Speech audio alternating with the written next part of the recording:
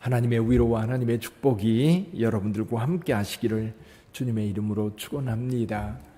지금 코로나 바이러스 확산이 심상치 않아서 이 위기 단계 3단계로 격상할지 안 할지 지금 정부에서 계속 논의 중에 있을 정도로 많이 심각합니다. 여러분 기도해 주시고요.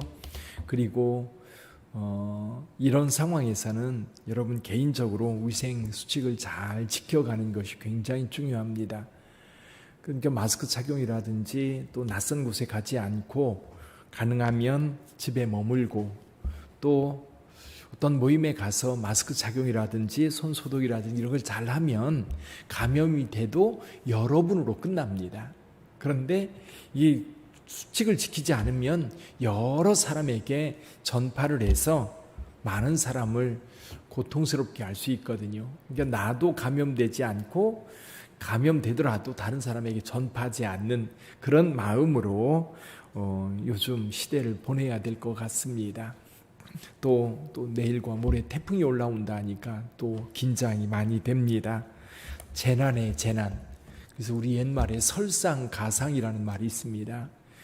눈이 왔는데 서리까지 내리고 또 엎어진데 또 다시 넘어지는 이런 여러 가지 것들이 겹쳐서 재난은 오는 것 같아요.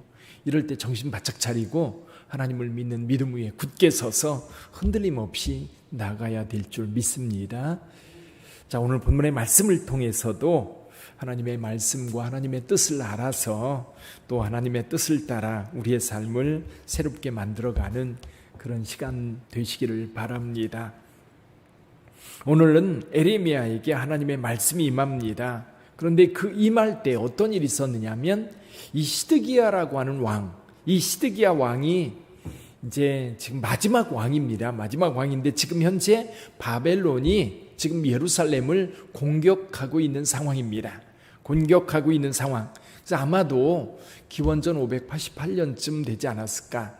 그러니까 예루살렘이 멸망당하기 한 2년 전쯤의 이야기인 거지요. 그러니까 바벨론이 공격해 들어오니까 시드기야가 이제 에레미야에게 사람을 보냅니다. 여기 보니까 두 사람을 보내는데 말기야의 아들 바스올과 제사장 마세야의 아들 스바냐를 예레미야에게 보냅니다. 보내면서 하나님께 기도해 달라고 부탁하는 거지요.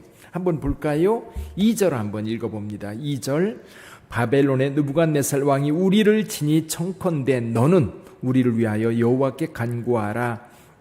여호와께서 혹시 그의 모든 기적으로 우리를 도와 행하시면 그가 우리를 떠나리라 하니.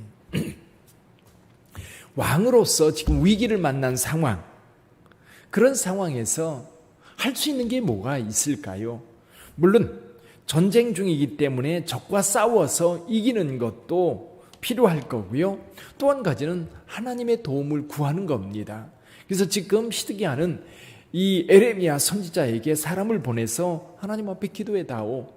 하나님 앞에 중보 기도, 나라와 민족을 위해서 기도해 다오. 하나님께 기도하면 우리 하나님께서 기적으로 우리를 도와주어 저 적군들이 물러갈 수 있지 않겠느냐라는 거죠. 근데 사실은 이 상황과 비슷한 상황이 있었어요. 언제입니까?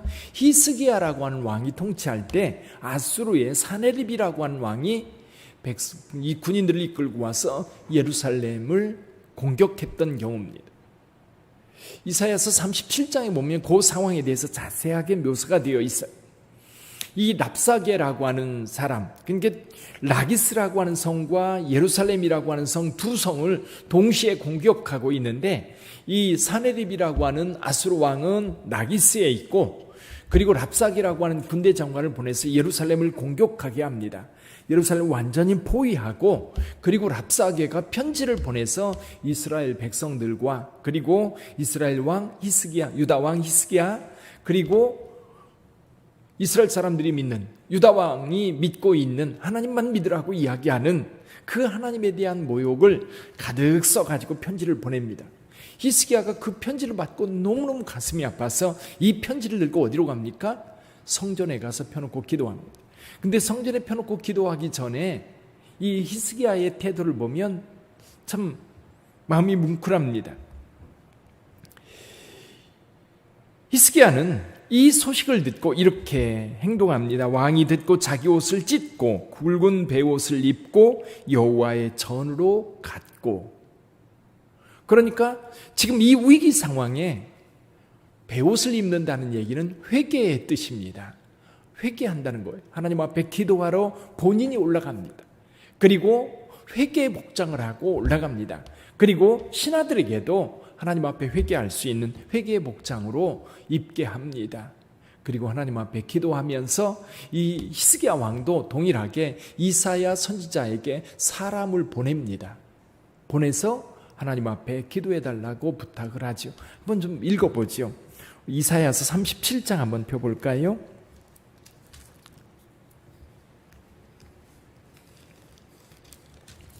이사야서 37장 1절과 2절 같이 읽어봅니다. 이사야서 37장 1절 2절 같이 읽어봅니다.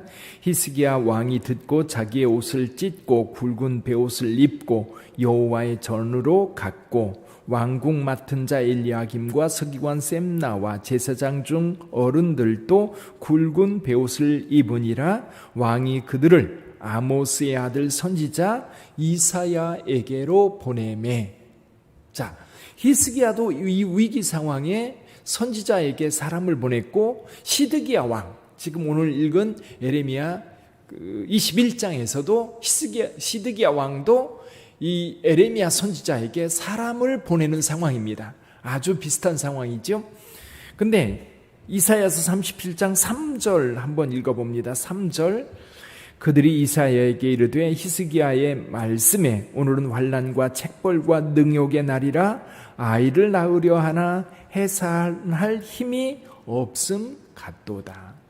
지금 위기를 만났는데 극복할 능력이 없는 거예요. 그래서 하나님 앞에 이렇게 기도해 달라고 부탁을 합니다. 4절입니다. 당신의 하나님 여호와께서 랍사게의 말을 들으셨을 것이라. 그가 그의 상전 아수르 왕의 보냄을 받고 살아계시는 하나님을 회방하였은즉 당신의 하나님 여호와께서 혹시 그 말로 말미암아 견책하실까 하노라. 그런즉 바라건대 당신은 이 남아있는 자를 위하여 기도하라 하시더이다 하니라. 자, 이렇게 기도함으로 이사야 선지자는 구원을 선포합니다. 6절 7절 보죠. 이사야가 그들에게 이르되 너희는 너희 주에게 이렇게 말하라. 여호와께서 이와 같이 말씀하시되 너희가 들은 바 아수르 왕의 종들이 나를 능욕한 말로 말미암아 두려워하지 말라. 보라, 내가 영을 그의 속에 두리니 그가 소문을 듣고 그의 고국으로 돌아갈 것이며 또 내가 그를 그의 고국에서 칼에 죽게 하리라 하셨느니라 하니라. 이 말씀대로 됩니다. 자, 히스기야를 보시죠. 위기의 상황 속에 자기가 먼저 하나님의 성전에 기도하러 갑니다. 그리고 회개의 기도를 합니다. 그리고 같은 신하들에게 회개하는 태도를 갖게 하고, 그리고 겸손하게 선지자에게 사람을 보내서 기도 부탁합니다. 그리고 응답받습니다. 반면에 오늘 본문의 말씀, 시드기야가 기도했다는 얘기 없습니다. 시드기야가 회개한다는 이야기도 없습니다. 그리고 에레미야 선지자에게 사람을 보냈는데 거기에 겸손함도 전혀 없습니다. 믿음도 없고요. 하나님을 찾지도 않습니다. 한번 기도해 봐라. 그렇게 그저 형식적으로 하나님의 도움을 구하는 그런 태도입니다. 그래서 에레미야가 동일하게 응답하죠. 이사야도 히스기야에게 응답하고 여기 에레미야도 시드기야에게 응답하는데, 시드기야에게 응답하는 에레미야의 말은 멸망이에요. 여기 전염병에 죽고 칼에 죽고, 그러면서 한 가지 길은 제시해 줘요. 생명의 길과 죽음의 길이 있다는 거예요. 근데 생명의 길, 지금 현재 상황 속에서의 생명의 길은 오직 한 곳 있는데, 그건 뭐냐면 저 밖에 있는 바벨론 왕에게 항복하는 거다. 근데 항복한다고 해서 대접받는 건 아니다. 여기 전리품처럼 될 거다. 그러나 목숨은 건진다는 거. 전리품처럼 되지만 그러나 목숨은 건질 거다. 그리고 여기 성 안에는 전염병에 죽고 칼에 죽고 그리고 기근에 죽고, 그래서 이 성은 진멸될 거라고 하는 거예요. 여러분 이 두 사건을 비교해 보세요. 두 사건을 비교하면서 우리는 어떤 교훈을 얻을 수 있을까요? 첫째는요, 늦기 전에 기도해야 됩니다. 늦기 전에. 어떤 재난이 올 때, 어떤 어려움이 있을 때, 여러분 지금 현재 우리가 살아있고 현재 우리가 지금 아직 기도할 때가 있다고 하는 것은 바로 은혜의 때입니다. 기회가 주어졌다는 것은 은혜의 때라는 거예요. 하나님은 아직 행동으로 옮기기 전에는 여러분 기회가 있다는 거예요. 하나님은 늘 기회를 주십니다. 늘 기회를 주시고 어떤 위기나 어떤 큰 사건에 있어서 늘 하나님께서 말씀하셔요. 지난 주일에 우리가 말씀을 나누었던 것처럼 하나님께서는 늘 선지자를 통해서 기도하는 자들을 통해서 하나님의 뜻을, 하나님의 하시는 일들을 나타내 보여주십니다. 오늘 여기도 에레미야를 통해서 앞으로 유다가 어떻게 될지 분명하게 말씀해 주고 계세요. 근데 여러분 늘 기도는 언제 해야 돼요? 늦기 전에 해야 됩니다.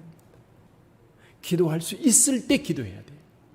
기도할 수 없는 상황이 찾아오면 여러분 기도해도 반응이 없고요, 간구해도 소용없습니다. 시드기야는 아직도 기도할 기회가 주어져 있음에도 불구하고 기도하지 않아요.